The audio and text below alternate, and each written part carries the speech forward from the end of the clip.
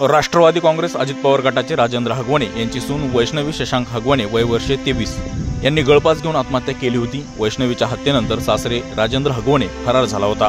त्यांच्या विरोधात हुंड्यासाठी मानसिक शारीरिक छळ करून क्रूर वागणूक दिल्याप्रकरणी गुन्हा दाखल करण्यात आला होता।